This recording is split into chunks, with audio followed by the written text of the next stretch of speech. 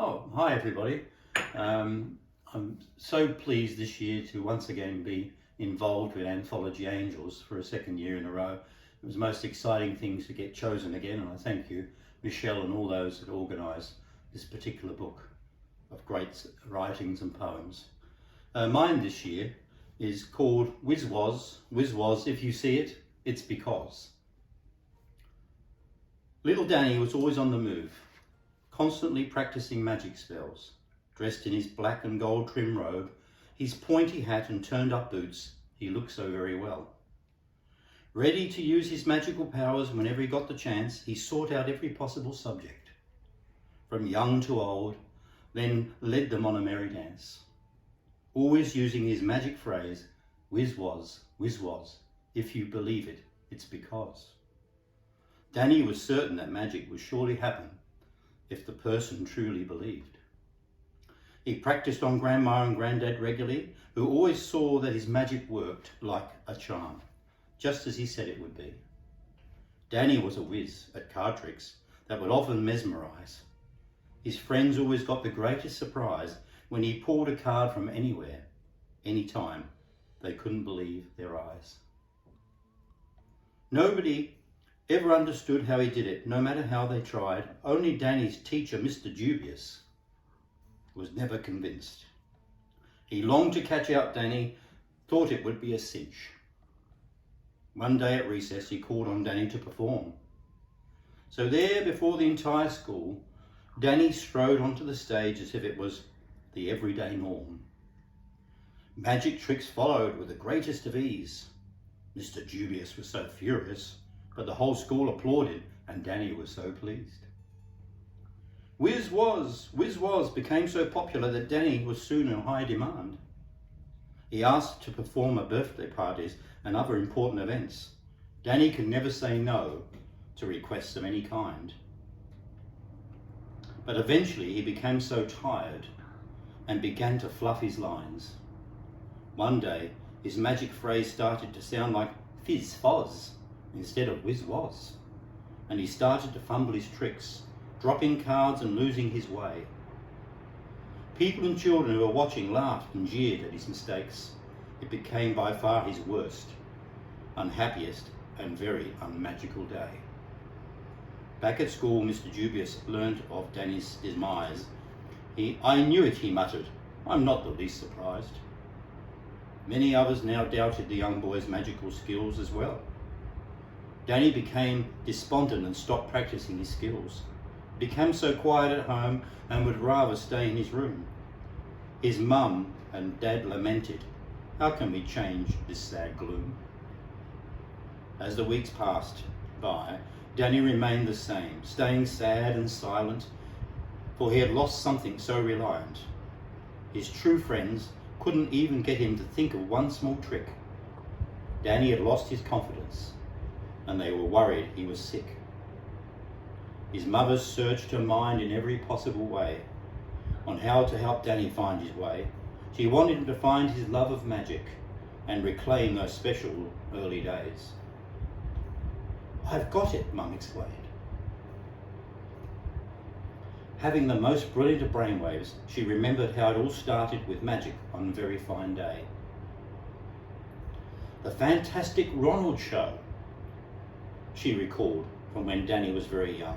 How Danny's eyes used to light up as a magician crafted his tricks with his magic lines rolling gleefully from his tongue.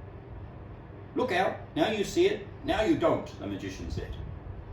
From that young age, Danny was inspired to follow his magical path. Mum wondered if the Fantastic Ronald could once again inspire Danny to find his happy ways. She went on search through Google to see if the magician was still around. With great relief, she tracked him down. As if by magic, he lived in a nearby town. When the now old magician learnt of Danny's sorry tale, he was quick to offer his help. He knew that even the best magicians could have their bad days and how miserable they felt.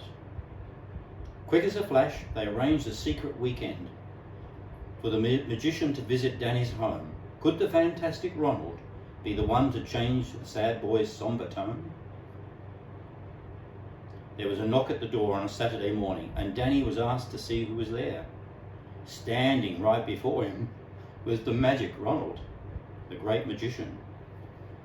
Ronald smiled so brightly from ear to ear that his freckled face lit up so much with an amazing glow. Was he seeing things? Was it truly real? He had no idea what to think or how it could be so.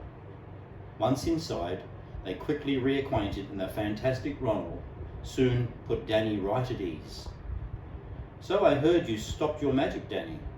Things went wrong and you became displeased." Danny opened up to explain how he lost his way with the magic and how it made him doubt. He said he felt like giving up because others criticised him, and now he felt left out. The fantastic Ronald told him that he felt he lost his magic many years ago too, when he was working far too much. Explained that a magical friend helped him to realise what was happening and how to get back the magic touch.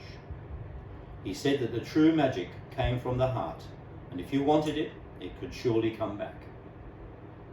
Never listen to the doubters, his friend said, for there will always be those who criticise. If you are a true magician, then the magic in you is well and truly forever alive. Danny and the fantastic Ronald got together on many weekends to Danny and the fantastic Ronald got together on many weekends to come and soon the magic sword. He was sharper, now better than ever, with card tricks that even the great magician was quick to applaud. They shared a friendship then on, a bond made from love of all things magical and fun. It was now time for Danny to perform again and to send those critics on the run.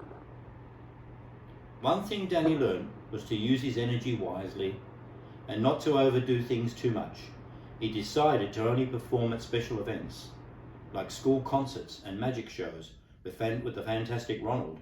This would preserve his magic touch.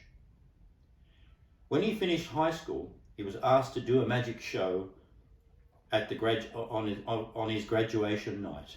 A standing ovation followed as peers and teachers acknowledged that Danny was a real magician in his own right.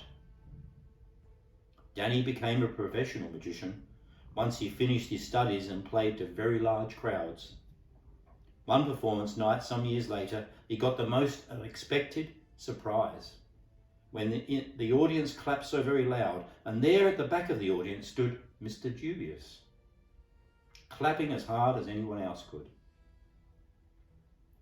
This was a very proud moment of true recognition, for Danny had become the magician he always believed he could be. Little Danny had to learn a hard lesson in life, that not only people accept us for who we are and for what we believe. Aspire to be the person you want to be. Don't let critics, doubters like Mr. Dubious put you down. You can reach for the stars and, just like Danny, earn the most magical crown. Thank you.